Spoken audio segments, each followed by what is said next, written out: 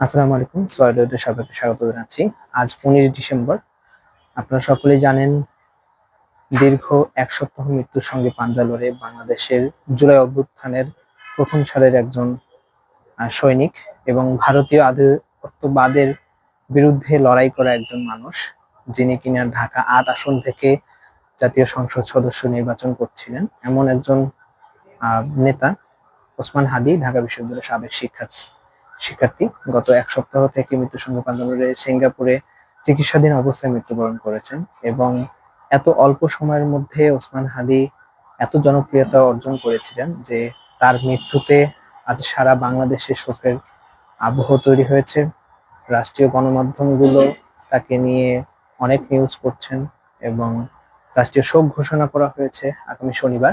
আপনারা জানেন, সকলের সিদ্ধান্ত এবং ঢাকা বিশ্ববিদ্যালয়ের শিক্ষার্থী এবং পরিবারের চাওয়া অনুযায়ী তাকে কবরস্থ করা হবে ঢাকা বিশ্ববিদ্যালয়ের কেন্দ্রীয় জামে মসজিদের ঠিক পাশে, যেখানে আমাদের জাতীয় কবি কাজী নজরুল ইসলাম এর সমাধি রয়েছে। আপনাদেরকে যদি একটু দেখানোর চেষ্টা করি যে আসলে এখানে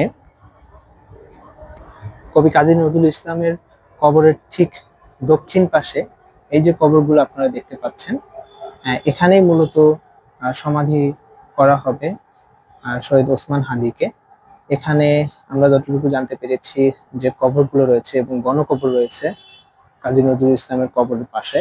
এখানে ২৫শে মার্চ যে কালো রাত্রে ঢাকা বিশ্ববিদ্যালয়ের শিক্ষক এবং কর্মচারী বৃন্দকে ব্রাশ ফায়ার করে গুলি করে হত্যা করা হয়, এবং ঠিক তার বাম পাশেই রয়েছে জয়নুল আবেদিনের সমাধিস্থল।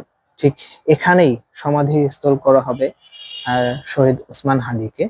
আগামীকাল ঠিক ২টা ৩০ মিনিটে মানিক মিয়া এভিনিউতে শহীদ ওসমান হাদির জানাজা অনুষ্ঠিত হবে এবং তারপর ঢাকা বিশ্ববিদ্যালয়ের কেন্দ্রীয় জামে মসজিদের পাশে, ঠিক যেখানে আমাদের জাতীয় কবি কাজী নজরুল ইসলামের সমাধিস্থল রয়েছে, তার দক্ষিণ পাশে শহীদ ওসমান হাদিকে সমাধিস্থ করা হবে।